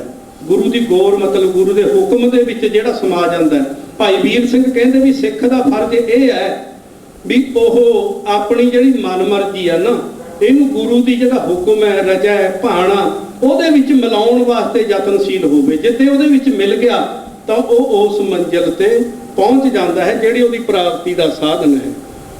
ਪਰ ਹੁਕਮ ਤੇ ਇੱਕ ਮਨਮਰਜ਼ੀ, ਗੁਰੂ ਸਾਹਿਬ ਨੇ ਹੁਕਮ ਲਿਖਿਆ, ਹੁਕਮ ਰਜਾਈ ਚੱਲਣਾ ਨਾਨਕ ਲਿਖਿਆ ਨਾਲ। ਇਹ ਜਿਹੜਾ ਹੁਕਮ ਨਾਲ ਲਿਖਿਆ ਹੈ, ਇਹਦਾ ਕੀ ਭਾਵ ਹੈ? ਅਸੀਂ ਜਦੋਂ ਦੇਖਦੇ ਹਾਂ ਵੀ ਪੁਰਾਣੇ ਗ੍ਰੰਥ, ਆਪਾਂ ਹਰਨਾਕਸ਼ ਦੀ ਕਹਾਣੀ ਪੜ੍ਹਦੇ ਹਾਂ, ਜੀਵਣਾ ਮਰਨਾ ਇੱਕ ਪਰਮੇਸ਼ਰ ਦਾ ਹੁਕਮ ਹੈ, ਭਾਣਾ ਆਵੇ ਜੈ, ਮਹਾਰਾਜ ਜੀ ਨੇ ਲਿਖਿਆ। ਉਹ ਹੁਕਮ ਨੂੰ ਤੋੜਨਾ ਚਾਹੁੰਦਾ ਸੀ ਮੈਂ ਕਦੇ ਮਰਾਂ ਹੀ ਨਾ। ਇਸੇ ਤਰ੍ਹਾਂ ਗੁਰਬਾਣੀ ਦੇ ਵਿੱਚ ਸਨਕ ਸਨੰਦਨ ਦਾ ਆਉਂਦਾ ਹੈ, ਸਨਕ ਸਨੰਦ ਮਹੇ ਸਮਾਨਾ ਸੇਖ ਨਾਗ ਤੇਰੋ ਮਰਮ ਨਾ ਜਾਣਾ। ਕਿਉਂ ਲਿਖਿਆ ਮਹਾਰਾਜ ਜੀ ਨੇ ਸਨਕ ਸਨੰਦਨ ਬਾਰੇ? ਉਹ ਜਦੋਂ ਕਿ ਬਹੁਤ ਵੱਡੇ ਰਿਸ਼ੀਆਂ ਦੇ, ਨਾਰਦ ਵਰਗਿਆਂ ਦੇ ਗਿਆਨ ਦਾਤਾ ਸੀ, ਵਿਦਿਆ ਦਾਤਾ ਸੀ। ਪਰ ਕਿਉਂ ਲਿਖਿਆ? ਕਿਉਂਕਿ ਉਹਨਾਂ ਨੇ ਇੱਕ ਇੱਛਾ ਇਹ ਰੱਖੀ ਵੀ ਅਸੀਂ ਕਦੇ ਨਾ ਜਵਾਨ ਹੋਈਏ ਨਾ ਬੁੱਢੇ ਹੋਈਏ, ਜਿਹੇ ਜੇ ਅਸੀਂ ਬਾਲਕ ਹਾਂ ਉਹੇ ਜੇ ਰਹੀਏ। ਇਹ ਗੁਰੂ ਸਾਹਿਬ ਕਹਿੰਦੇ ਉਹਨਾਂ ਨੇ ਮਰਮ ਨਹੀਂ ਜਾਣਿਆ। ਜਿਹੜਾ ਨਾਲ ਹੁਕਮ ਲਿਖਿਆ ਸੀ ਅਕਾਲ ਪੁਰਖ ਨੇ, ਬਾਲ ਜਵਾਨੀ ਔਰ ਬਿਰਧ ਪੁਨ, ਵੀ ਇਹ ਉਹਨਾਂ ਤੋਂ ਭੁੱਲ ਗਏ। ਇਹ ਬਹੁਤ, ਗੁਰੂ ਸਾਹਿਬ ਕਹਿੰਦੇ ਇਹ ਇੱਕ ਕਰਤੇ ਪੁਰਖ ਦੇ ਹੁਕਮ ਨੂੰ ਟਾਲਣ ਵਾਲੀ ਗੱਲ ਹੁੰਦੀ ਹੈ। ਜੇ ਕੋਈ ਬੰਦਾ ਦਾੜੀ ਕਾਲੀ ਕਰਦਾ, ਉਹਨੂੰ ਪਤਾ ਹੁੰਦਾ ਵੀ ਅੰਦਰੋਂ ਤਾਂ ਕਿਹੋ ਜਿਹੀ ਆ, ਪਰ ਉਹ ਸੱਚ ਦਾ ਸਾਹਮਣਾ ਨਹੀਂ ਕਰ ਸਕਦਾ, ਲੋਕਾਂ ਸਾਹਮਣੇ ਝੂਠਾ ਹੋ ਕੇ ਪੇਸ਼ ਹੋਣਾ ਚਾਹੁੰਦਾ ਹੈ। ਇਹ ਬਹੁਤ ਖਤਰਨਾਕ ਹੈ। ਇਸੇ ਤਰ੍ਹਾਂ ਬਿਊਟੀ ਪਾਰਲਰ ਹੈ, ਆਪਾਂ ਆਮ ਚੁਟਕਲਿਆਂ ਦੇ ਵਿੱਚ ਸੁਣਦੇ ਹਾਂ ਵੀ ਉੱਥੋਂ ਬੰਦਾ ਮਤਲਬ ਬਦਲ ਜਾਂਦਾ ਹੈ ਨਾ। ਜਦੋਂ ਲੋਕਡਾਊਨ ਹੋਇਆ ਆਪਾਂ ਕਾਫੀ ਇਸ ਤਰ੍ਹਾਂ ਦਾ ਸੁਣਿਆ ਵੀ ਇਹ ਝੂਠਾ ਹੋ ਕੇ ਪੇਸ਼ ਹੋਣ ਵਾਲਾ, ਸੱਚ ਨਾ ਸਾਹਮਣੇ ਲਿਆਉਣ ਵਾਲਾ, ਆਪਣਾ ਹੋਰ ਰੂਪ ਪੈਦਾ ਕਰਕੇ ਜਿਹੜਾ ਹੋਇਆ, ਇਹ ਬੜਾ ਖਤਰਨਾਕ ਹੈ। ਮਹਾਰਾਜ ਕਹਿੰਦੇ ਇਹ ਵੀ ਹੁਕਮ ਅਦੁੱਲੀ ਹੈ ਪਰਮੇਸ਼ਰ ਦੀ। ਧਰਮੀ ਪੁਰਖਾਂ ਦਾ ਸਤਿਕਾਰ ਕਿਵੇਂ ਕਰਨਾ ਆ ਤੇ ਉਹਨਾਂ ਦਾ ਆਪਣੇ ਜੀਵਨ ਵਿੱਚ ਗੌਰਵ ਕਿਵੇਂ ਮਹਿਸੂਸ ਕਰਨਾ ਆ, ਸਾਨੂੰ ਅਜਿਹੀਆਂ ਸਾਡੇ ਨਾਲ ਸੋਹਣੀਆਂ ਗੱਲਾਂ ਸਾਂਝੀਆਂ ਕੀਤੀਆਂ। ਇੱਕ ਛੋਟੀ ਜਿਹੀ ਗੱਲ ਮੈਂ ਵੀ ਤੁਹਾਡੇ ਨਾਲ ਸਾਂਝੀ ਜ਼ਰੂਰ ਕਰੂੰਗਾ ਇਸੇ ਹਵਾਲੇ ਦੇ ਨਾਲ। ਭਾਈ ਕਾਨ ਸਿੰਘ ਨਾਭਾ ਦਾ ਲਗਭਗ ਸਾਰਿਆਂ ਨੇ ਸੁਣਿਆ ਹੋਊਗਾ, ਵਿਦਿਆਰਥੀਆਂ ਨੇ, ਵੀ ਉਹ ਸਿੱਖ ਪੰਥ ਦੇ ਬਹੁਤ ਵੱਡੇ ਵਿਦਵਾਨ ਸੀ। ਉਹਨਾਂ ਨੇ ਆਪਣੀ ਇੱਕ ਛੋਟੀ ਜਿਹੀ ਲਿਖਤ ਦੇ ਵਿੱਚ ਜ਼ਿਕਰ ਕੀਤਾ ਆ ਕਿ ਮਹਾਰਾਜਾ ਰਣਜੀਤ ਸਿੰਘ ਨੂੰ ਆਪਣੇ ਧਰਮ ਦੇ ਜਿਹੜੇ ਵਿਦਵਾਨ ਨੇ ਜਾਂ ਕਹਿ ਲਓ ਗਿਆਨੀ ਨੇ, ਉਹਨਾਂ ਦਾ ਸਤਿਕਾਰ ਕਰਨ ਦਾ ਬਹੁਤ ਤਜਰਬਾ ਸੀ ਕਹਿ ਲਓ, ਜਾਂ ਉਹਨਾਂ ਨੂੰ ਮਾਣ ਕਿੱਡਾ ਵੱਡਾ ਸੀ।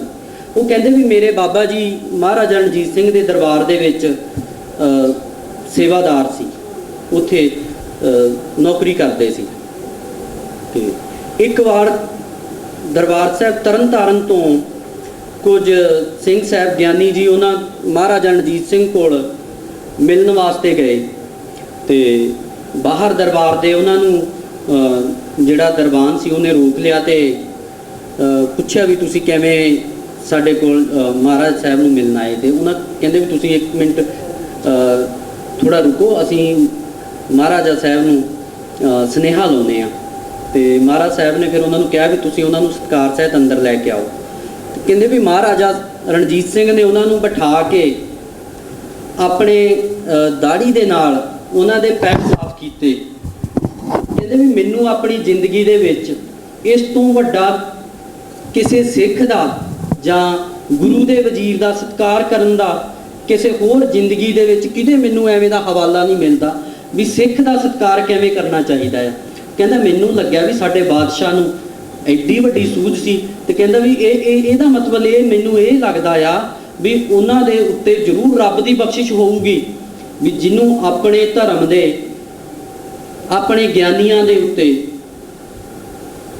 ਉਹਨਾਂ ਦੇ ਵਿੱਚੋਂ ਰੱਬ ਦਿਸਦਾ ਜਾਂ ਗੁਰੂ ਦਿਸਦਾ। ਇਸ ਕਰਕੇ ਸਾਨੂੰ ਆਪਣੇ ਧਰਮ ਦੇ ਜਿਹੜੇ ਪ੍ਰਚਾਰਕ ਨੇ, ਗਿਆਨੀ ਨੇ, ਉਹਨਾਂ ਦਾ ਸਤਿਕਾਰ ਕਿਵੇਂ ਕਰਨਾ ਚਾਹੀਦਾ ਆ, ਸੋ ਸਾਡੇ ਰਾਜਨੇਤਾਵਾਂ ਨੂੰ ਵੀ ਸਿੱਖਣਾ ਚਾਹੀਦਾ ਆ ਤੇ ਸਾਨੂੰ ਆਪ ਨੂੰ ਵੀ ਸਿੱਖਣਾ ਚਾਹੀਦਾ ਆ, ਤਾਂ ਹੀ ਸਾਡਾ ਧਰਮ ਵਧੇ ਫੁੱਲੇਗਾ। ਸੋ ਮੈਂ ਹੁਣ ਇਸ ਤੋਂ ਬਾਅਦ ਅਗਲੇ ਵਿਦਵਾਨ ਇੱਕ ਓੰਕਾਰ ਹਰੀ ਜੀ ਨੂੰ ਬੇਨਤੀ ਕਰਦਾ ਆ। ਨਿਰਮਲਾ ਵਿਦਵਾਨ ਨੇ। ਮੇਰਾ ਜੋ ਅੱਜ ਦਾ ਵਿਸ਼ਾ ਹੈ ਉਹ ਹੈ ਮਨੁੱਖੀ ਜੀਵਨ ਵਿੱਚ ਸ੍ਰੀ ਗੁਰੂ ਗ੍ਰੰਥ ਸਾਹਿਬ ਜੀ ਦੇ ਵਿੱਚ ਗੁਰੂ ਸ਼ਬਦ ਦਾ ਮਹੱਤਵ, ਕਿ ਗੁਰੂ ਜੀ ਦੇ ਵਿੱਚ, ਗੁਰੂ ਗ੍ਰੰਥ ਸਾਹਿਬ ਜੀ ਦੇ ਵਿੱਚ ਗੁਰੂ ਸ਼ਬਦ ਦਾ ਕੀ ਮਹੱਤਵ ਹੈ। ਜਿਸ ਤਰ੍ਹਾਂ ਕਿ ਗੁਰੂ ਦਾ ਕੀ ਅਰਥ ਹੈ, ਹਨੇਰੇ ਵਿੱਚ ਚਾਨਣ ਕਰਨਾ। ਗੁਰੂ ਦਾ ਅਰਥ ਹੈ ਹਨੇਰੇ ਨੂੰ ਵਿੱਚ ਚਾਨਣ ਕਰਨਾ। ਲੱਖ 84 ਜੋਨ ਸਬਾਈ ਮਾਨਵ ਕੋ ਪ੍ਰਭ ਦੀ ਵਡਿਆਈ। ਇਸ ਸੰਸਾਰ ਵਿੱਚ 84 ਲੱਖ ਜੂਨੀਆਂ ਹਨ, ਜਿਸ ਵਿੱਚ ਇੱਕ ਹੈ ਮਨੁੱਖਾ ਜੂਨੀ ਜੋ ਸਾਨੂੰ ਪ੍ਰਾਪਤ ਹੋਈ ਹੈ। ਮਨੁੱਖਾ ਜੂਨੀ ਇੱਕ ਐਸੀ ਜੂਨੀ ਹੈ ਜਿਸ ਵਿੱਚ ਅਸੀਂ ਉਸ ਪਰਮਾਤਮਾ ਦਾ ਅਨੁਭਵ ਕਰ ਸਕਦੇ ਹਾਂ, ਉਸ ਪਰਮਾਤਮਾ ਨੂੰ ਮਿਲ ਸਕਦੇ ਹਾਂ।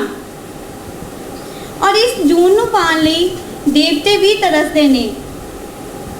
ਅੱਜ ਪਰਮਾਤਮਾ ਸਾਡੇ ਕੋਲ ਹੈ, ਪਰ ਕੋਲ ਹੁੰਦਿਆਂ ਹੋਇਆ ਵੀ ਅੱਜ ਸਾਨੂੰ ਪਰਮਾਤਮਾ ਮਿਲ ਨਹੀਂ ਪਾ ਰਿਹਾ। ਬਹੁਤ ਸਾਰੇ ਵਿਦਿਆਰਥੀਆਂ ਦਾ, ਬਹੁਤ ਸਾਰੇ ਸਾਧਕਾਂ ਦਾ ਇਹ ਪ੍ਰਸ਼ਨ ਹੁੰਦਾ ਹੈ ਕਿ ਅਸੀਂ ਪਰਮਾਤਮਾ ਨੂੰ ਕਿਸ ਤਰ੍ਹਾਂ ਮਿਲ ਸਕਦੇ ਹਾਂ, ਜਾਂ ਫਿਰ ਇਹ ਪ੍ਰਸ਼ਨ ਹੁੰਦਾ ਹੈ ਕਿ ਪਰਮਾਤਮਾ ਸਾਨੂੰ ਕਿਉਂ ਨਹੀਂ ਮਿਲਦਾ, ਸਿਮਰਨ ਵਿੱਚ ਮਨ ਕਿਉਂ ਨਹੀਂ ਲੱਗਦਾ, ਉਸ ਪਰਮਾਤਮਾ ਵਿੱਚ ਮਨ ਕਿਉਂ ਨਹੀਂ ਲੱਗਦਾ। ਅੱਜ ਮੈਂ ਤੁਹਾਨੂੰ ਉਸ ਦਾ ਕਾਰਨ ਦੱਸਾਂਗੀ ਕਿ ਉਸ ਪਰਮਾਤਮਾ ਦੇ ਵਿੱਚ ਸਾਡਾ ਮਨ ਕਿਉਂ ਨਹੀਂ ਲੱਗਦਾ, ਉਹ ਪਰਮਾਤਮਾ ਸਾਨੂੰ ਕਿਉਂ ਨਹੀਂ ਮਿਲਦਾ। ਜਿਸ ਤਰ੍ਹਾਂ ਕਿ ਅਸੀਂ ਕੱਪੜੇ ਪਾਉਂਦੇ ਹਾਂ ਸਾਰੇ, ਔਰ ਕੱਪੜਾ ਜਦੋਂ ਮੈਲਾ ਹੋ ਜਾਂਦਾ ਹੈ ਅਸੀਂ ਕੱਪੜੇ ਨੂੰ 1 ਜਾਂ 2 ਦਿਨ ਤੋਂ ਵੱਧ ਨਹੀਂ ਪਾ ਸਕਦੇ। ਪਰ ਜਦੋਂ ਮੈਲਾ ਹੋ ਜਾਂਦਾ ਹੈ ਉਸ ਨੂੰ ਅਸੀਂ ਇੱਕ ਸਾਬਣ ਦੇ ਨਾਲ ਧੋਂਦੇ ਹਾਂ, ਉਸ ਤੋਂ ਬਾਅਦ ਉਹਨੂੰ ਸਾਫ਼ ਕਰਕੇ ਅਸੀਂ ਉਸ ਨੂੰ ਦੁਬਾਰਾ ਪਾ ਸਕਦੇ ਹਾਂ। ਇਸੇ ਤਰ੍ਹਾਂ ਹੀ ਮੇਰੇ ਔਰ ਪਰਮਾਤਮਾ ਦੇ ਵਿੱਚ, ਯਾਨੀ ਕਿ ਤੁਹਾਡੇ ਔਰ ਪਰਮਾਤਮਾ ਦੇ ਵਿੱਚ 3 ਪਰਦੇ ਆ ਚੁੱਕੇ ਹਨ, 3 ਤਰ੍ਹਾਂ ਦੀ ਮੈਲ ਆ ਚੁੱਕੀ ਹੈ, ਜਿਸ ਦੇ ਕਾਰਨ ਪਰਮਾਤਮਾ ਅੱਜ ਤੁਹਾਡੇ ਕੋਲ ਹੁੰਦਿਆਂ ਹੋਇਆ ਵੀ ਤੁਹਾਨੂੰ ਮਿਲ ਨਹੀਂ ਪਾ ਰਿਹਾ। ਉਹ ਕੀ ਹੈ? ਕਰਮ, ਉਪਾਸਨਾ ਔਰ ਗਿਆਨ। ਜੋ ਇਹ ਸਾਡੇ ਸਾਧਨ ਨੇ, ਇਹ ਜੋ ਹੈ ਮਲ, ਵਿक्षेप और आवरण, ਇਹ 3 ਤਰ੍ਹਾਂ ਦੀ ਜੋ ਮੈਲ ਹੈ, ਮਲ, ਵਿक्षेप ਤੇ आवरण। ਮਲ ਕੀ ਹੈ? ਮਲ ਹੈ ਮੈਲ। ਜਿਸ ਤਰ੍ਹਾਂ ਕਿ ਅਸੀਂ ਕੱਪੜੇ ਉੱਤੇ ਦੇਖਦੇ ਹਾਂ ਮੈਲ ਆ ਜਾਂਦੀ ਹੈ, ਉਸ ਨੂੰ ਅਸੀਂ ਸਾਬਣ ਨਾਲ ਧੋਂਦੇ ਹਾਂ ਤਾਂ ਉਹ ਦੂਰ ਹੁੰਦੀ ਹੈ। ਵਿक्षेप ਕੀ ਹੈ? ਕਿ ਜਿਸ ਤਰ੍ਹਾਂ ਕਿ ਅਸੀਂ ਪਹਿਲੇ ਟਾਈਮ ਵਿੱਚ ਮਿਰਰ ਵਿੱਚ, ਮਤਲਬ ਪਾਣੀ ਵਿੱਚ ਅਸੀਂ ਸ਼ੀਸ਼ੇ ਦੀ ਤਰ੍ਹਾਂ ਰਾਣੀਆਂ ਦੇਖਦੀਆਂ ਹੁੰਦੀਆਂ ਸੀ। ਜੇਕਰ ਉਹ ਪਾਣੀ ਹਿਲਾ ਦਿੱਤਾ ਜਾਵੇ, ਅਰਥਾਤ ਉਹਦੇ ਵਿੱਚ ਵਿक्षेप ਆ ਜਾਵੇ, ਤਾਂ ਅਸੀਂ ਉਸ ਵਿੱਚ ਆਪਣਾ ਆਪ ਨਹੀਂ ਦੇਖ ਸਕਦੇ। ਔਰ ਤੀਸਰਾ ਕੀ ਹੈ? ਆਵਰਣ, ਅਰਥਾਤ ਪਰਦਾ ਆ ਜਾਣਾ। ਜਦੋਂ ਸਾਡੇ ਔਰ ਕਿਸੇ ਵੀ ਚੀਜ਼ ਵਿੱਚ ਪਰਦਾ ਆ ਜਾਂਦਾ ਹੈ ਸਾਨੂੰ ਉਹ ਵਸਤੂ ਦਿਖਾਈ ਨਹੀਂ ਦਿੰਦੀ। ਇਸੇ ਤਰ੍ਹਾਂ ਹੀ ਮਲ, ਵਿक्षेप ਔਰ ਆਵਰਣ, ਇਹ 3 ਪਰਦੇ ਸਾਡੇ ਵਿੱਚ ਆ ਚੁੱਕੇ ਨੇ, ਜਿਸ ਦੇ ਕਾਰਨ ਸਾਨੂੰ ਅੱਜ ਪਰਮਾਤਮਾ ਦਿਖਾਈ ਨਹੀਂ ਦੇ ਰਿਹਾ। ਮੈਨੂੰ ਇਸ ਗੱਲ ਦੀ ਖੁਸ਼ੀ ਹੋਈ ਹੈ ਕਿ ਹਮੇਸ਼ਾ ਜਿਹੜਾ ਪੋਸਟ ਲੰਚ ਸੈਸ਼ਨ ਹੁੰਦਾ ਹੈ ਉਹਦੇ 'ਚ ਨੀਂਦ ਬੜੀ ਆਉਂਦੀ ਹੁੰਦੀ। ਸਵੇਰ ਦੇ ਸਾਰਾ ਦਿਨ ਦਾ ਲੈਕਚਰ ਸੁਣ ਕੇ ਦੁਪਹਿਰ ਦਾ ਖਾਣਾ ਖਾ ਕੇ ਸੌਣ ਨੂੰ ਦਿਲ ਕਰਦਾ। ਅੰਗਰੇਜ਼ ਕਹਿੰਦੇ ਹੁੰਦੇ ਸੀ ਨਾ, after lunch sleep a while, after dinner walk a while. ਤੇ ਤੁਹਾਨੂੰ ਬਿਨਾਂ ਆਰਾਮ ਦਾ ਮੌਕਾ ਦਿੱਤੇ ਤੁਹਾਨੂੰ ਸੈਸ਼ਨ ਦੇ ਵਿੱਚ ਬੈਠੇ, ਪਰ ਮੈਨੂੰ ਇਸ ਗੱਲ ਦੀ ਖੁਸ਼ੀ ਹੈ ਕਿ ਤੁਸੀਂ ਸਾਰੇ ਬੜਾ ਅਟੈਂਟਿਵ ਹੋ ਕੇ ਇਹਨਾਂ ਸਾਰੇ ਵਿਦਵਾਨਾਂ ਨੂੰ ਸੁਣਿਆ। ਬੱਚੀ ਦੇ ਲੈਕਚਰ ਨੇ ਤੁਹਾਨੂੰ ਸਾਰਿਆਂ ਨੂੰ ਇੱਕ ਵਾਰੀ ਜਗਾਤਾ, ਜੇ ਕੋਈ ਥੋੜਾ ਬਹੁਤਾ ਢਿੱਲਾ ਮੱਠਾ ਵੀ ਸੀ।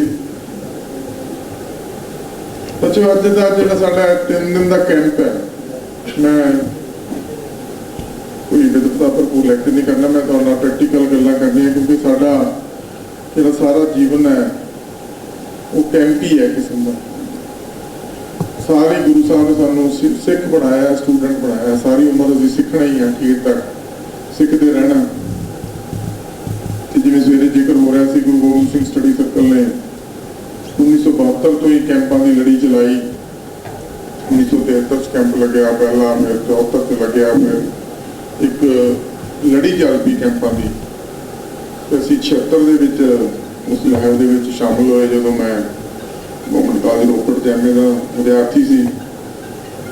ਪਹਿਲਾਂ ਜੇ ਲੱਗਦਾ ਸੀ ਵੀ ਇਹਨਾਂ ਕੈਂਪਾਂ ਦਾ ਕੀ ਫਾਇਦਾ, ਪਰੰਤੂ ਜਦੋਂ ਜਿਉਂ ਅਸੀਂ ਆਪਣੀ ਜ਼ਿੰਦਗੀ 'ਚ ਅੱਗੇ ਤੁਰੇ, ਅੱਗੇ ਵਧੇ, ਤੇ ਫਿਰ ਉਹ ਪਤਾ ਲੱਗਿਆ ਕਿ ਵਾਕਈ ਜਿਹੜੀ ਘਾੜਤ ਇਹਨਾਂ ਕੈਂਪਾਂ ਦੇ ਵਿੱਚ ਸਾਡੀ ਘੜੀ ਗਈ।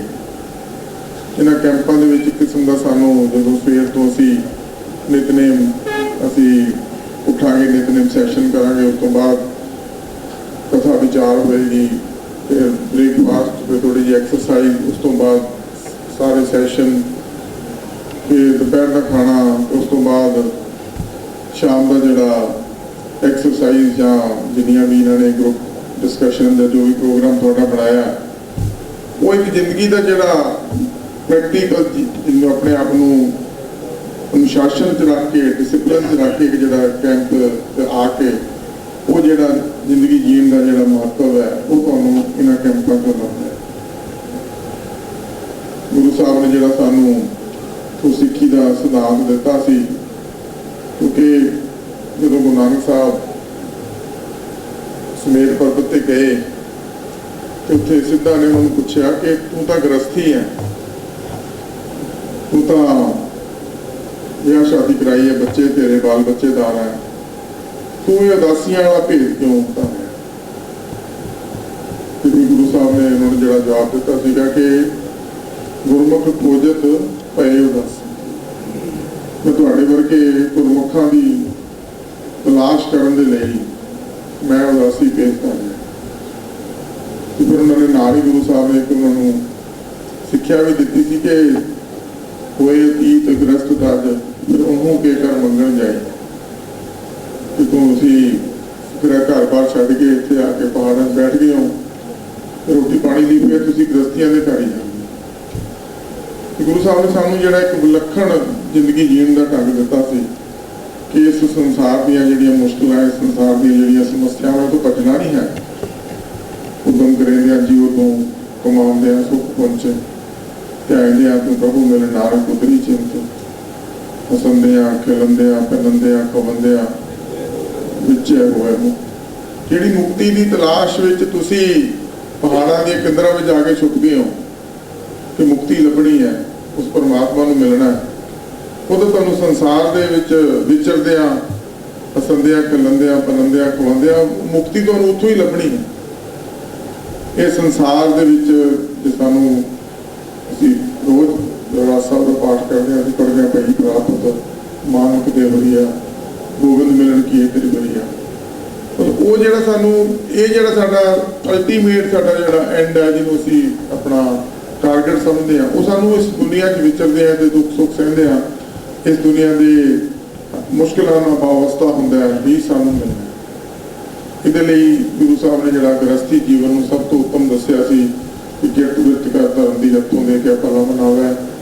ਇੱਕ ਜਿਹੜਾ ਅਕਸਰ ਅਸੀਂ ਕੋਟ ਕਰਦੇ ਹਾਂ ਕਿ ਜਦੋਂ ਗੁਰੂ ਗੋਬਿੰਦ ਸਿੰਘ ਜੀ ਨੇ ਖਾਲਸਾ ਸਾਜਿਆ 230 ਸਾਲ ਲੱਗੇ ਸੀ, 1469 ਤੋਂ ਲੈ ਕੇ 1999 ਤੱਕ। ਇੱਕ ਸੰਪੂਰਨ ਮਨੁੱਖ ਦੀ ਜਿਹੜੀ ਤੁਸੀਂ ਲਗਭਗ ਮੂਰਛਿਤ ਹੋਏ ਪਏ ਸੀ ਤਾਂ ਮੈਨੂੰ ਹੁਕਮ ਹੋਇਆ ਵੀ ਮੈਂ ਤੁਹਾਡੇ ਨਾਲ ਕੁਝ ਗੱਲਾਂ ਕਰਾਂ। ਤਾਜ਼ੀ ਹਰੀ ਭਰੀ ਫਸਲ ਮੇਰੇ ਤੋਂ ਪਹਿਲਾਂ ਵੱਢ ਕੇ ਜਵਾਨ ਪ੍ਰੋਫੈਸਰ ਤੋਂ ਤੁਹਾਨੂੰ ਪਹਿਲਾਂ ਤਾਂ ਚੁਸਤ ਦਰੁਸਤ ਕਰਨਾ, ਫਿਰ ਕੁਝ ਗੱਲਾਂ ਕਰਨੀਆਂ, ਇਹ ਮੇਰੇ ਜ਼ਿੰਮੇ ਫਰਜ਼ ਆਇਦ ਹੋਇਆ। ਮੈਂ ਬੈਠੇ ਸੋਚ ਰਿਹਾ ਸੀ ਕਿੱਥੋਂ ਗੱਲ ਸ਼ੁਰੂ ਕਰਾਂ। ਮੈਨੂੰ ਕਾਫੀ ਸਾਰੀਆਂ ਕਹਾਣੀਆਂ ਯਾਦ ਨੇ,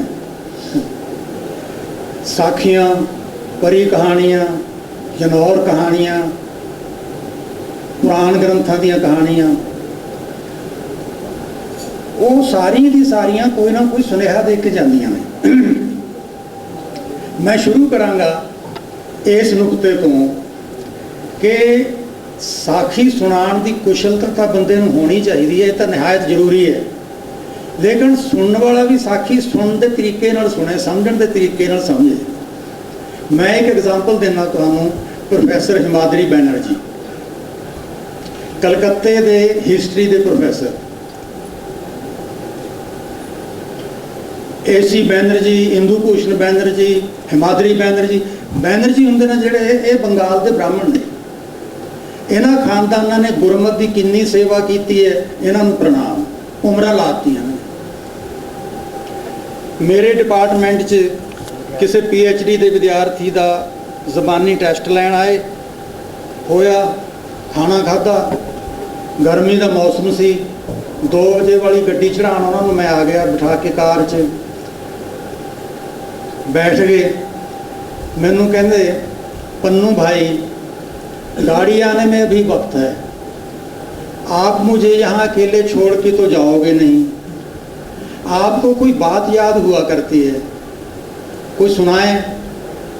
मैनू शिव पुराण दियाँ 3-4 पंक्तियाँ याद सी, मैं सुना दी। नारद ने शिव जी नू पूछया, महाराज कित्थों आए सी असीं, की करना आए सी धरती ते, इहदे तो बाद कित्थे जावांगे फिर।